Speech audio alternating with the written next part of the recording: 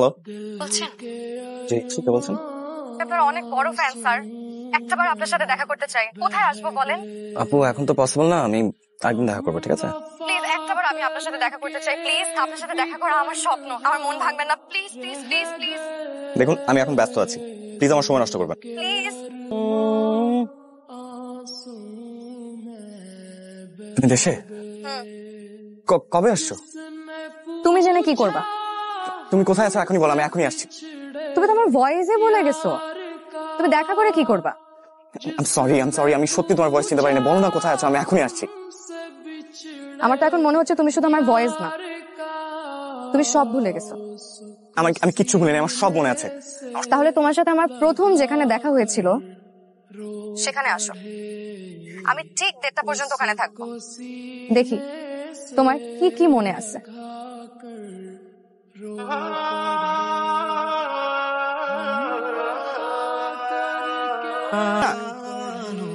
আমার চিনতে পারছেন?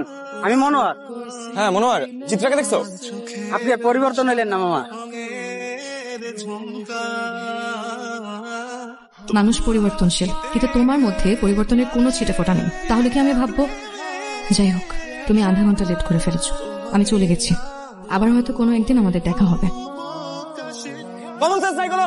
এমন হন্ডাই কেউ রাস্তাঘাটে মানুষজন আছে না? তো সব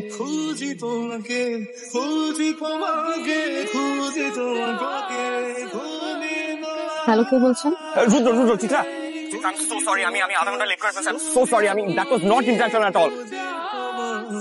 ও প্লিজ তুমি ও বলো না, প্লিজ তুমি আমাকে আরেকটা চান্স দাও। আমি এবার মিস করবো না, আই প্রমিস আমি এবার মিস করবো না।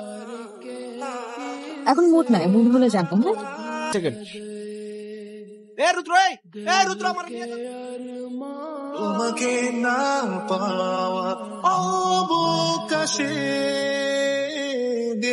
খুঁজি তোমাকে, খুঁজি তোমাকে, খুঁজি তোমাকে, খুঁজি তোমাকে, খুঁজি। 3 মিনিট লেট। রুদ্র স্যার, প্রত্যেকটা মানুষের কর্মে প্রমাণ পায় তার চেষ্টা, সে কতটা যত্নশীল কিংবা তার ভালোবাসা। আমিও প্রমাণ পেয়েছি। ভালো থাকো রুদ্র।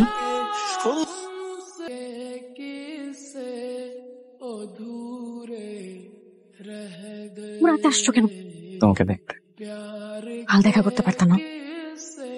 যে নিজেকে কষ্ট দেয় সে ভালো মানুষ না, আর আমি আমার মনের মানুষকে দেখার জন্য এতগুলো প্রহর নিজেকে কষ্ট দিতে পারবো না। আসছে অন্য কবি। দেখা শেষ। আবার কি? অক্সিজেন।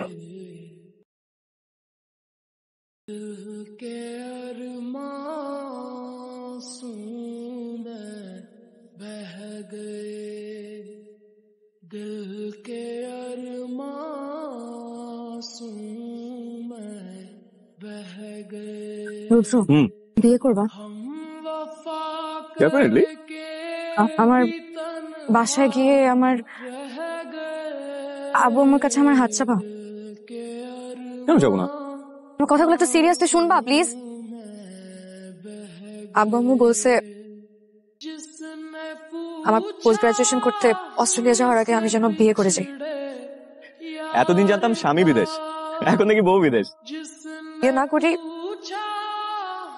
আমাকে পোস্ট গ্রাজুয়েশন করতে দিবে না, আমার কথা বলছি। আমার কথা বলছো?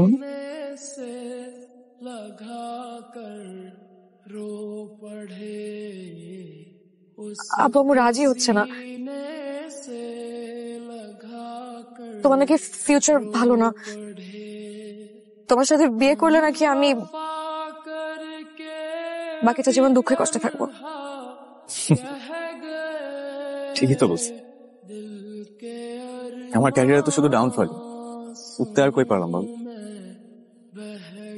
আমি আব্বু আম্মুকে বলছি আমি যদি বিয়ে করি তোমাকেই করবো। তো তুমি একটু আমার বাসায় যে আব্বু আম্মুর সাথে কথা বলতে পারবো প্লিজ? যেভাবে হোক একটু আমার বাবাকে কনভিন্স করো না প্লিজ প্লিজ প্লিজ। আমি এই মুহূর্তে তোমাকে বিয়ে করতে চাই না। দেখো আমার নিজের লাইফের কোনো সিকিউরিটি নাই, আমি তোমার রেসপন্সিবিলিটি কিভাবে নিবো বলো? নিতে হবে না তোমার কোনো রেসপন্সিবিলিটি। আমি তো অস্ট্রেলিয়া যাচ্ছি, আর আমি যে কয়দিন দেশে থাকবো না, তুমি দেশে বসে আরাম করে তুমি তোমার ক্যারিয়ার গুছাও, আর আমি আমার রেসপন্সিবিলিটি আমি নিজে নিবো। তোমার কোনো রেসপন্সিবিলিটি নিতে হবে না, প্লিজ। আমি তোমাকে অনেক ভালোবাসি। তো আমি চাই না যে আমার সাথে সাথে তুমিও স্ট্রাগল করো।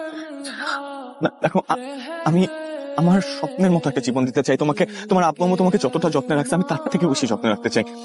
তুমি আমার কথাটা শোনো। দেখো আমি সারাটা জীবন কষ্ট করতে রাজি আছি, কিন্তু আমি তোমাকে একটা মুহূর্তের জন্য কষ্ট দিতে রাজি নাই। চিত্রা, তুমি বুঝতেছো না কেন আমার কথা? এখন যদি তুমি আমার হাত না চাও, আমার আব্বু আম্মু আমাকে অন্য কোথাও বিয়ে দিয়ে দিবে। সারাটা জীবন তো তোমার আমার জন্য কষ্ট করতে হবে না, তাই না? তুমি বুঝে বলতেছো? কি বলতেছো? লজিক্যালি বলতেছি চিত্রা, দুজন কষ্ট পাওয়ার থেকে বেটার না যে একজন কষ্ট পায়। তোমার আমাকে এরকম মনে হয়? ইয়েস, আসলে তুমি আমার প্রয়োজন ছিল, কিন্তু আমি কোনোদিন তোমার প্রয়োজন হয়ে উঠতে পারি নাই। তুমি তোমার ক্যারিয়ারে মনোযোগী হও, হ্যাঁ? তবে একটা কথা মনে রেখো, তোমার জীবনে ক্যারিয়ার হবে, টাকাও হবে, কিন্তু তোমার লাইফে প্রত্যেকটা সাকসেস উদযাপন করার জন্য তোমার জীবনের সবচেয়ে কাছের মানুষটা তোমার কাছে কোনোদিন থাকবে না। আর যে উদযাপনে কাছের মানুষ থাকে না, সেই উদযাপন মৃত মানুষের মতো।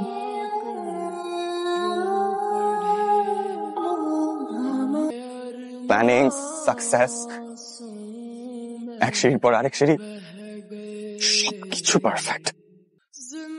ভেতরের সেই উচ্ছ্বাসটা কোথায়? আমি তোমাকে একটা সর্টেড লাইফ দিতে গিয়ে তোমাকে হারিয়ে ফেলছি।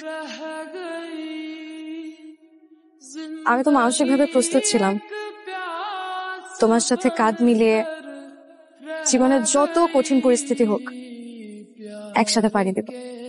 কিন্তু তুমি কি চেয়েছিলে? আমাকে একটা সর্টেড লাইফ দিতে। পারছো দিতে সর্টেড লাইফ? ছাড়ো এসব কথা। তোমার হাজবেন্ড কেমন আছে?